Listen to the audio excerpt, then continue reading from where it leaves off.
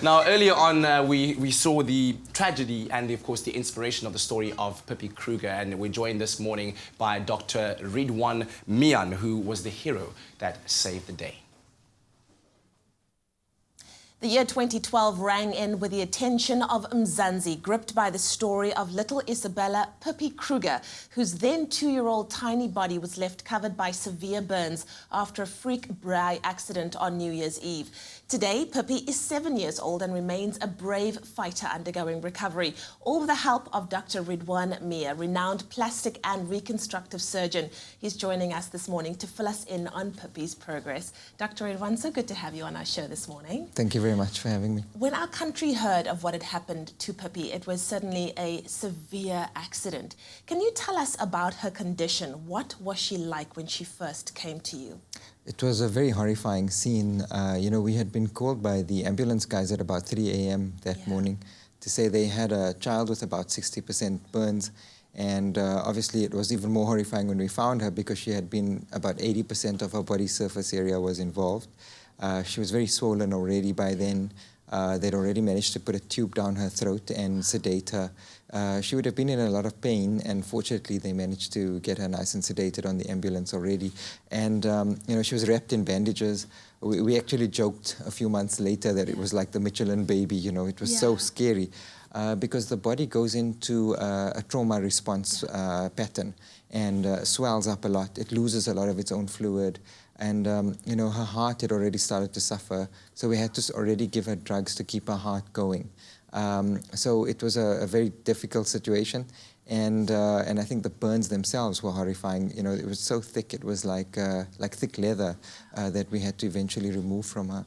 Wow, I can't even begin to imagine what a 2-year-old goes through with something as scary as that, Yeah, it was, I think, very traumatic, not only for the child, but for the family.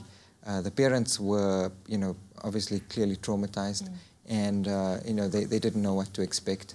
And they were varying from wanting to be out of the hospital in a week or two to realizing that they could have lost her life at that stage.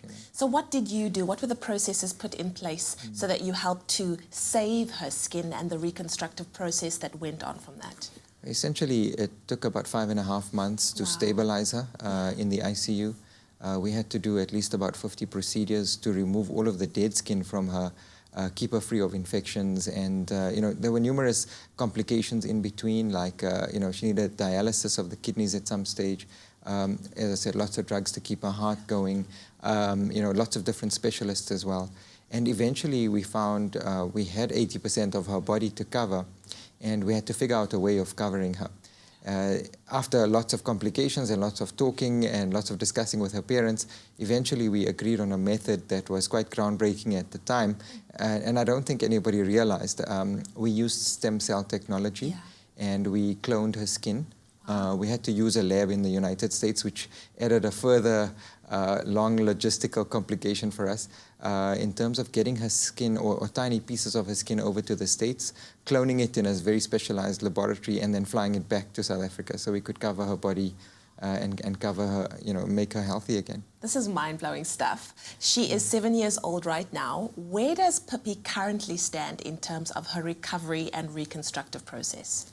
After these years, she's grown very well. She's got good height on her. She's, she's developing very well from a skin point of view.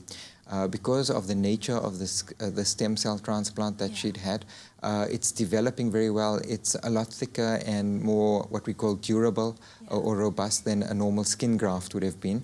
So she doesn't have as poor scarring as what we call a traditional skin graft recipient would have had.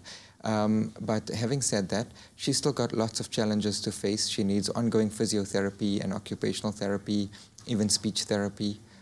She had some brain damage as well, which she's struggling to cope with. She's doing well from a disabled person's point of view, but I think it's going to be many years of very intensive therapy before she is more normal.